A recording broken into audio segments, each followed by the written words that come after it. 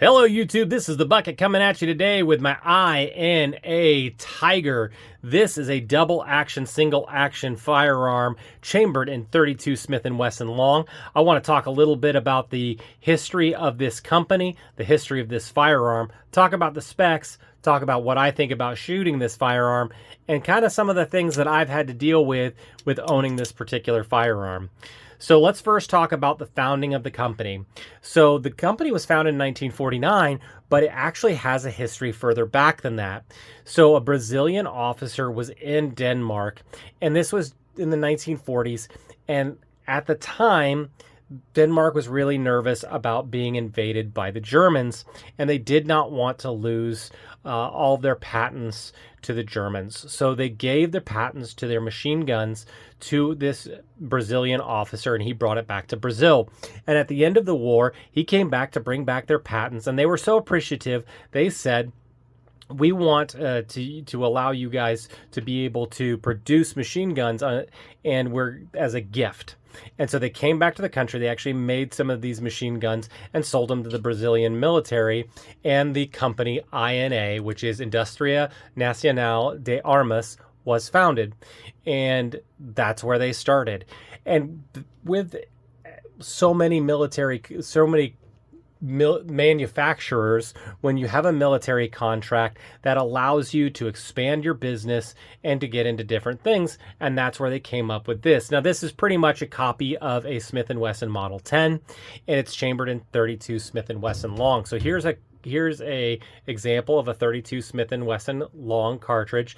This is pretty much designed off of the 32 Smith & Wesson, which some people call 32 Smith & Wesson short, and this has just been extended out and has some more powder in it to give it a little bit more power. Now this is not as powerful as a 327 Federal or 32 H&R. This is going to be a weaker cartridge, but you could fire 32 Smith & Wesson or 32 Smith & Wesson Long. If you look online, some people will say you can fire 32 ACP because it's a semi-remnant cartridge. You know, you're going to have to use your best judgment on that, but companies are still making it. It's a little bit harder to find. You're probably not going to find it in stores. You're probably going to have to order it online, but you can still find this cartridge. 32 Smith & Wesson Long is a fun cartridge to shoot because there's just not a lot of recoil to it. And with this steel gun, it is just an absolute pleasure to shoot this gun. So let's talk about the specs of it. It is a 6-shot double action, single action revolver. It comes in at 6.5 inches in its length. It's 2.25 inches in its barrel. It's 1.31 inches in its width. It's 4.25 inches in its height, and it comes in at 18.8 ounces unloaded. Like I said, it's single action, double action. My example has a really good single action. The lockup isn't perfect, but you know, this gun was definitely imported before 1968, so the single action works great.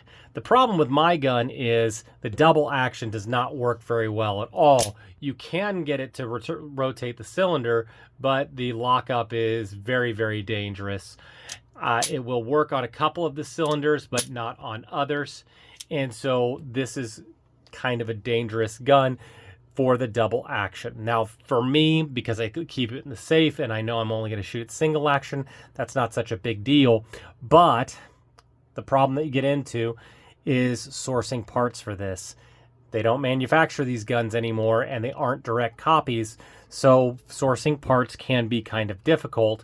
So that's why some of these guns can be fairly inexpensive and gotten at an inexpensive deal, because I.N.A was doing really well until the Gun Control Act of 1968. And when they lost the market and could no longer import these 32 revolvers into the country anymore, they just could not survive as a company, and they ended up shuttering their doors in 1972. So there are a lot of these guns here in the United States, and you know, they're pretty cool. They've got nice bluing.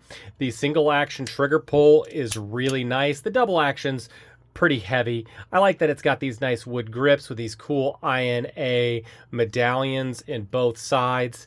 You know, you could understand why these inexpensive revolvers were very popular in the 1950s, 60s, and 70s before, 1950s and 60s before the Gun Control Act of 1968. At the time of making this video, I saw 2 different websites that have this exact gun for under $200. And you know what? I'll tell you, this is a fun gun to take to the range. The only thing that I would warn you about is the ammo can be hard to source and very expensive. And then the other thing is if something does ever go wrong with your revolver, getting it fixed is going to be really, really hard and really, really expensive. But if you go into that with your eyes wide open and understand that that could be a problem that you're running into, I think it's a whole bunch of fun. And if you can get it for under $250 take home, man, this is a lot of fun for $250. I'll be honest with you, I think this is a whole lot more fun to shoot than a Heritage Rough Rider. I like the way it feels. I like the way it looks. I like to just have it in my hands. This was a gift from the UGD. I really do appreciate it. I'm going to enjoy it. And I'll even probably put more money than it's worth to try to get it up and running. Now, as far as accuracy goes with this particular gun, it's not the most accurate gun. That small barrel is going to affect your accuracy.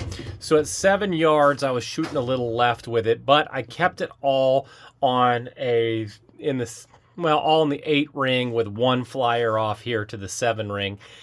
32 Smith and Wesson Long isn't an inexpensive cartridge, so I didn't really have a lot of ammo to just, put into this and get really good with it.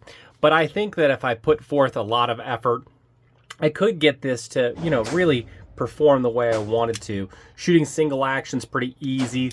The trigger pull is real light, very easy going.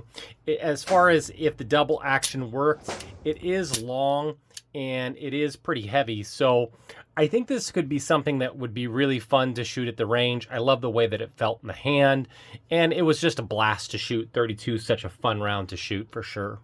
So I do want to thank you guys so much for supporting the channel. All the likes, the comments, the shares, they're really appreciated. And as always, you stay classy, YouTube. I learned a lesson. Never half-ass 2 things. Whole-ass 1 thing.